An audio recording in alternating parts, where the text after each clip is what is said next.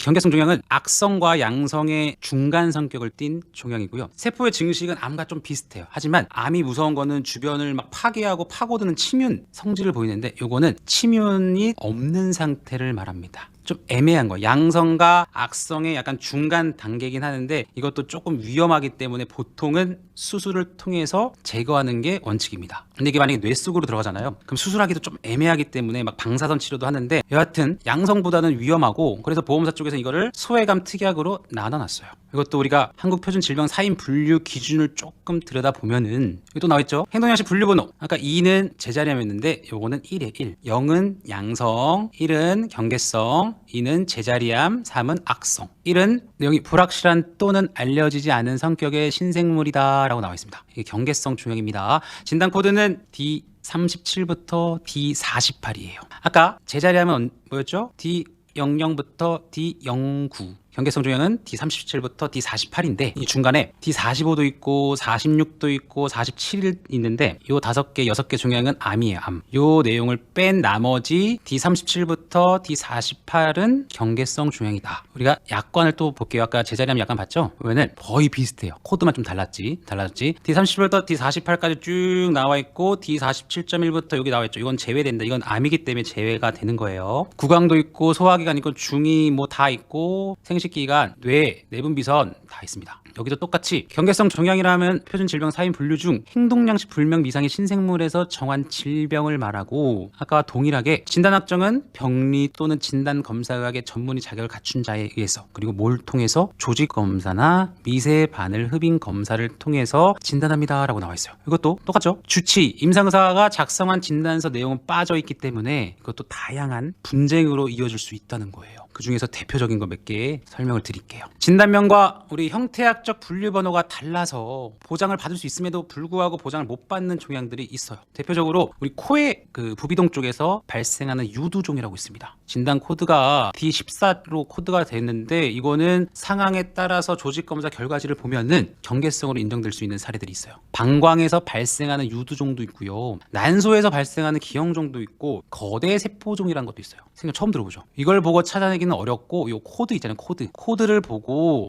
이거를 좀 더 많은 진단비를 받을 수 있구나라고 이해하면 좋긴 하지만 이거조차도 확인하기가 어렵기 때문에 우리 소비자분들 우리 고객분들 수술하거나 시술해서 조직검사를 했다 그러면 무조건 뭐라? 조직검사 결과지를 요청해 주시면은 제가 그 즉시 봐드릴게요. 그리고 과거에 분쟁이 정말 많이 됐던 종양 중에 하나 위장관 기질 종양인데 기스트라고 하거든요. 이거는 현재 암이 맞아요. 암이 맞는데 건강검진을 하고 초기에 발견되고 요만할 때 제거되는 경우죠. 요만할 때 아예 종양이 뭐 자랄 기미도 없이 그냥 태어났는데 바로 제거가 되는 거예요. 태어났는데 얘도 좀 살아봐야 되는데 의사한테 걸려하고 딱 걸려하고 그냥 제거가 된 거예요. 그랬을 경우에 위험도가 거의 없거든요. 그리고 의사들은 봤을 때 초기에 딱 발견돼서 제거가 됐고 이 사람 항암 치료도 필요도 없고 CT 검사를 했는데 뭐 전이도 없고 이랬을 경우에는 이게 위장관 기질 종양은 지금 현재 암이 맞는데 요런 D37 아까 D37부터 D48은 뭐다? 경계성 종양이라고 말씀드렸죠. 이거는 분명 암으로 진단이 되어야 됐는데 암으로 진단이 안 되는 경우들이 있어요. 보험사에서 이거 알까요 모를까요? 보험사에서 위장관 기질 종양이 암이라는 건 알아요. 근데 코드가 이렇게 나와 있기 때문에 진단서상 코드가 이렇게 나와 있기 때문에 우리는 이걸 암으로 안 줍니다 라고 주장하는 경우가 되게 많고 그냥 요 코드이기 때문에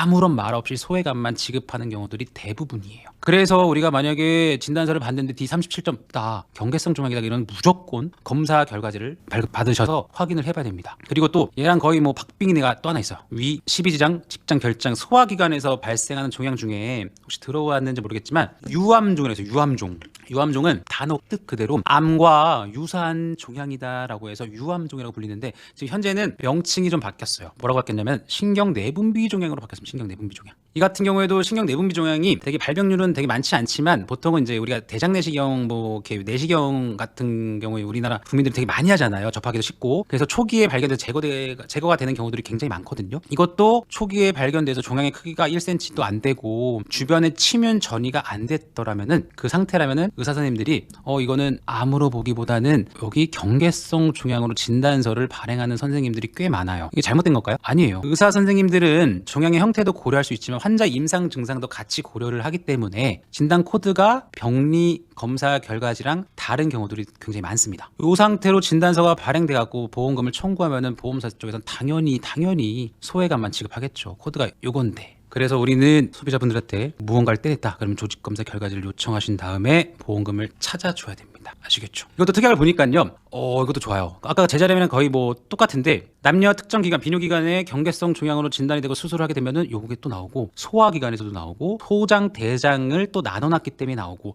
폐 쪽에도 나오고 그다음에 림프랑 중추 기관 쪽에서도 진단이 됐고 수술했다. 그럼 나와요. 이 특약을 잘 보셔야 되는 게 진단만 됐다라고 해서 나오는 게 아닙니다. 진단도 되어야 되고 그리고 수술을 시행한 경우에만 보장이 되는 거예요. 수술 시행한 경우. 경계성 종양은 제자리암이랑 좀 다르게 제자리암 같은 경우에는 놔두면요 무조건 암이 돼요. 왜냐면 일단 이미 전암 단계고 연기암인데 경계성 종양은 영상 검사를 했을 때 뭐 이렇게 확인이 됐는데 크게 위험하지 않으면은 수술을 안 하는 경우들도 꽤 있어요. 그럼 보험금 지급 받을 수 있을까요? 없을까요? 못 받아요.